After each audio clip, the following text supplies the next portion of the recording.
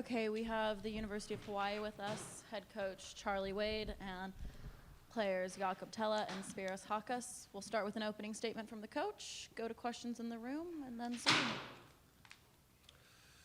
Yeah, obviously we came out and played pretty well. I thought, there's the fourth time we've played him and second time in the last couple of weeks, and literally the fourth time like the last month. So it was we're very familiar with what was going to go on out there. That doesn't always ensure that you're going to execute, and I thought our guys were pretty locked in. We had a pretty good night from the service line. Certainly we're good when it counted, and just want to, congratulate Long Beach for an unbelievable season. Again, we seem to be playing them for championships, whether it's in our league or for national championships, all too often here. It's great to represent the Big West on a national stage. I have to thank all the people, the fans from Hawaii that came out here. It's unbelievable support to, and just this amount of aloha that they show for us. I also want to thank a very special man and part of our program, Judge Thomas Kalakakui. He's very respected kupuna elder in Hawaii, and has helped us learn a lot about Hawaiian culture and warrior culture specifically. He gave me this boar's tooth necklace in December, and he said, when you play for the championship again, I'd like to see you wearing that. So, Judge, thank you very much, and bring home the trophy. Good job.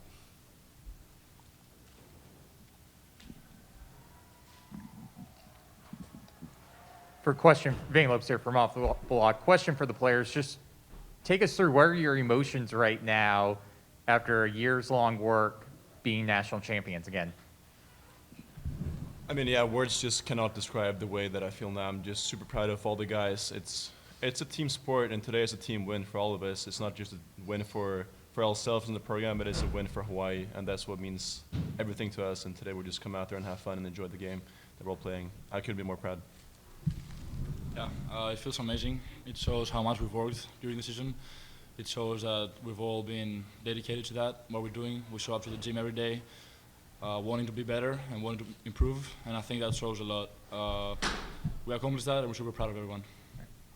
And then, Jakob, for you, that second game, you're down 10-5. You go on a 5-0 run. You have an ace, some crazy rallies going on.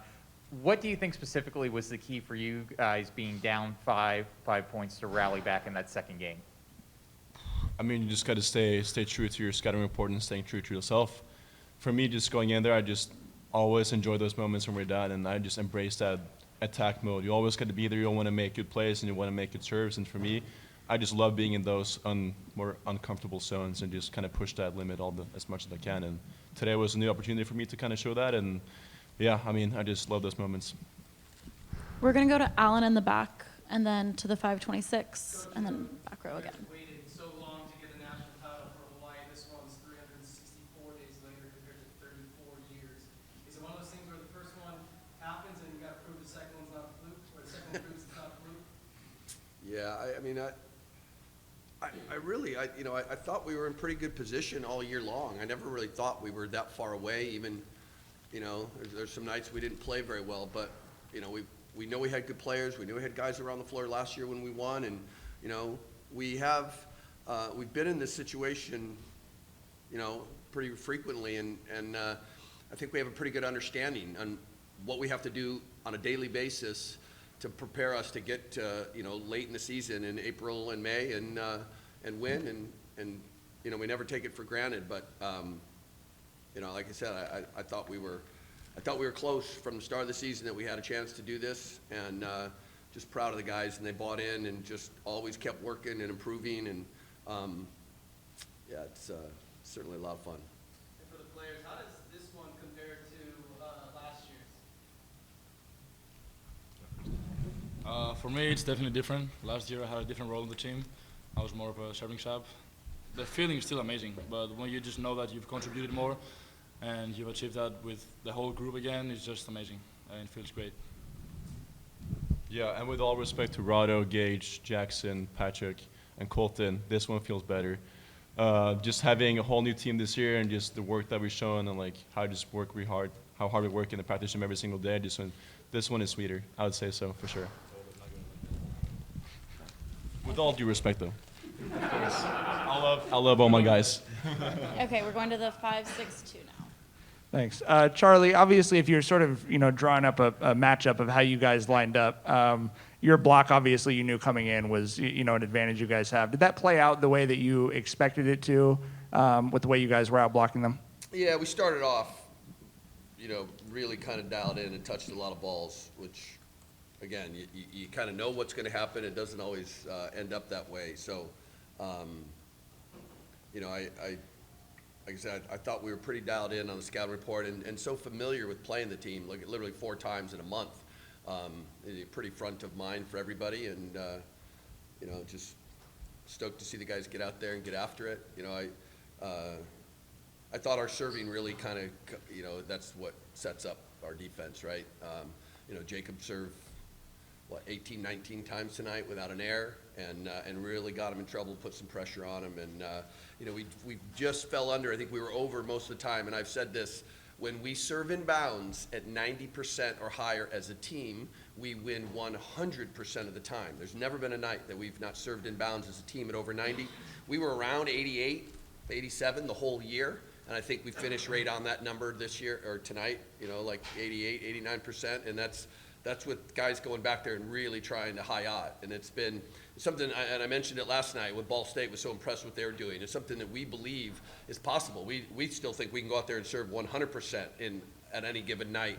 And it's almost like there's a school of thought that it's not possible, that they're mutually exclusive, that if you're going to serve tough, then you're going to accept these errors. And we feel differently, and we train differently, and I think we've shown that we can be a pretty good serving team. We were among the lead leaders in aces the entire year, and probably led the country in efficiency. So when you're the most productive and the most efficient, that's a good position to be in.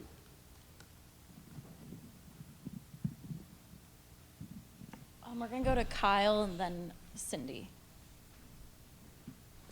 This is for everybody on the panel. Coach, you already kind of mentioned the panic turnout tonight, and you kind of talked about it all week. Just kind of talk about when you say the mana that they bring to you guys, and just the environment you guys are in this tonight.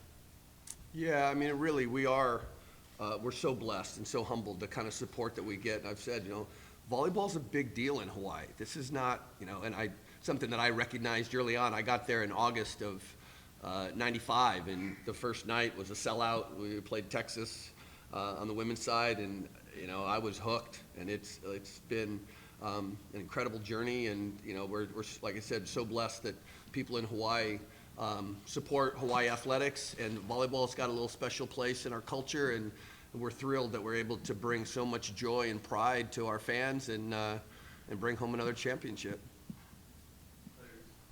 Yeah, and I mean, it's just super special this year having all the fans here with us and just seeing the support that they give, both here, but also we know that we always play with them in our hearts when we're out in the court, and we just can't wait to get back and see everybody again, because we love our fans, and this means everything to us. So, yeah, definitely.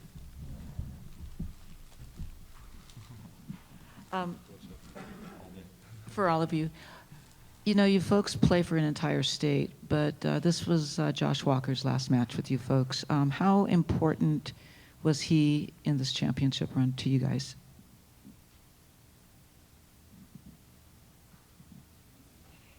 Oh, I can talk all day about Josh Walker and the effort he puts in and how important it is to our success for sure. And he's always like the main guy, always the guy behind the scenes making all the scouting reports, and he's pretty much putting up our whole plan, like our whole game plan for the games. And today we executed that plan, and we always trust our coaches. We trust everybody on the team to kind of follow that game plan. And yeah, I mean, without Josh, we wouldn't be in this position.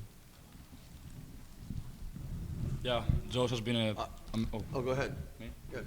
Yeah, Josh has been an incredibly important part of this puzzle. Actually, today we were doing the scouting report before the game, and I thought to myself, wow, this is the last time that Josh is going to explain us and show us the video. So it just kind of got in my head, and I was like, we got to do that for Josh. So I'm happy we did it, and super proud of him on whatever he does. Yeah, I'm a big Josh Walker fan and have been literally since before I met him. He's a great coach, and he's a better man. Just, so proud of him and what he's done and what he's become, and know that he's going to be successful. He will be a head coach sooner than later, and he'll be a very good one. He's a great role model for everyone that he's in front of, and certainly wish him and Tehani and the rest of their family nothing but aloha in the future. Okay, we're going to take one question from the back row, and then we're going to go here and then to Zoom. Coach, you got a little emotional at the end of your opening statement. Why were you so emotional, and what are the emotions that you What? It's a lot goes into it, right? I mean, I've said too, and this is not in a negative way at all, that my job as the head men's volleyball coach in Hawaii is a lot different than most other volleyball coaches in the country. There's a lot of stuff that goes with it, and I absolutely embrace that role.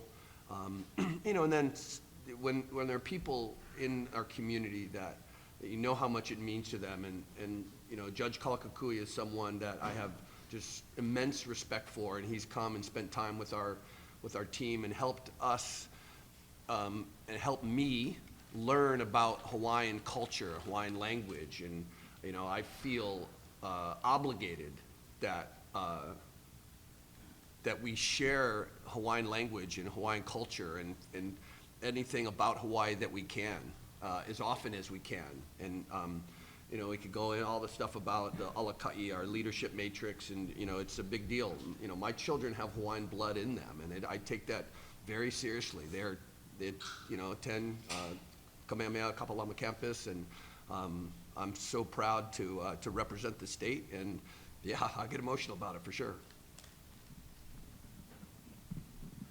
For the players, on a little bit more of a technical note, it looked like you're focusing more on the BIC today, and it was pretty open, at least for the most part. What were you seeing there from the setting position? And then Spyros, what were you seeing to attack the block from the back row so effectively? Yeah, a couple days ago, Jakob said we have a lot of secret weapons. He didn't reveal them, but that was one of them. It worked out pretty well, yeah. We knew how to do it. We executed it well, and it was pretty effective. Yeah, like Spyros saying, we like secrets and we like secret weapons. And I mean, we've been working on the BIC for so long. We know that's one of our key a key part of our offense, and just getting out today with incredible passing. Everyone's really doing a really good job. The passers, Chas, Brett, and Spyros, and yeah, I mean, I'm just happy to be able to run the game and run the offense, and the guys just being able to make good swings and really doing that today. Okay, we're going to go to a question on Zoom. Brian. Congratulations. Thank you. I was wondering your thought on the job you guys did against the club today, and whether it was a matter of knowing he was going to get a certain number of kills and then limiting the other guys that they present. Yeah, he still ended up with 20 kills in 3 sets and hit 400. He's a pretty amazing player, and it's one of those you're not going to stop him. You just got to try to slow him down, and we were able to enough. He only had 5 hitting errors on, what it was, 40, almost 40 attack attempts. So he's a really good player. There is no doubt, and I fortunately he didn't really go off on the service line. That's where he can be even more damage, where he'll go on runs to get multiple points in a row. And I thought we did a good job of getting him off the line quick tonight.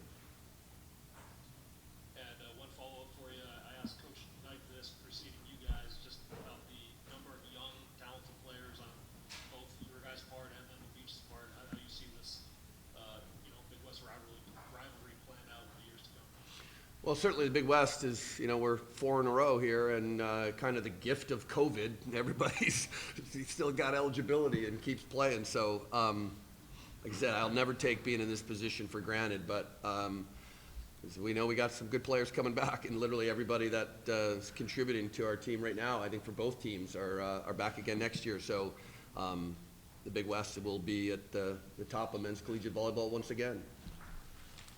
Okay, we're going to take one last question from Alan in the back. You guys, international players, what do you think this means to the international landscape? You do with your fellow countrymen, but also just the international flavor that this might bring for colleges in the United States? Yeah, I mean, just speaking for my country and myself, I mean, volleyball is a tiny sport. No one really knows about volleyball, but we've seen that we have success in beach volleyball, and now we're having more success in volleyball as well. And I mean, for me, it's incredible coming here to the United States where volleyball is so big and it's so well promoted. And yeah, I couldn't be more proud of being here in the United States and compete and just bring that Norwegian influence to the whole league. Yeah, and for me, definitely volleyball is a very different culture back home. Just coming here and playing in these arenas, just the big gyms with the crowds, is just amazing. Something that I don't think I would ever dream of. It's really different. And I hope that many people, by seeing Dimitrios and I, they want to chase their dreams and they want to come play in the US because it's just a great environment and you can do pretty much everything you want.